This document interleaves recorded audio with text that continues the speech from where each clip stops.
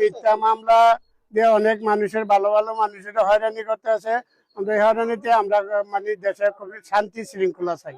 তাসের রাজত্ব ছিল বিগত 3-4 মাস ধরে, আরো তারা এখন এলাকায় থাকতে পারে না।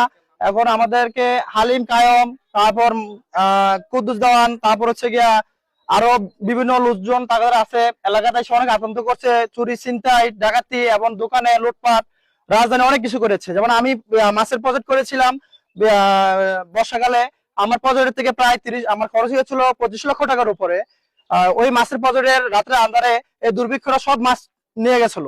যারা টাকার বিনিময়ে প্রশাসনের মাধ্যমে নিজের লোককে হয়রানি করতেছে।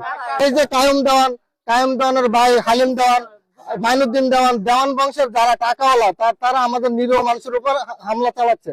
আমার ভাই তো কিছু পায় না, আমার ভাই ঘুমায় রয়েছে। আমার বাড়ি পুলিশ ক্যাম্পের সীমানার সাথে, পুলিশ ক্যাম্পের সীমানা আমার বাড়ির এক সীমানা। যদি আমার ভাই যদি অপরাধী হয়, মনির যদি অপরাধী হয়, তাহলে তো মনির বাড়িতে ঘুমায় থাকতো না।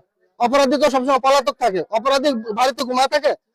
আমার স্বামীকে কাজ করে শুয়েছে, আর আমার স্বামীকে ধরে নিয়ে গেছে এই কায়েম হালিম হেরা মিথ্যা মামলা দিয়ে ঢুকাই দিছে, আমার স্বামীকে ইয়া কইরা দিছে এই।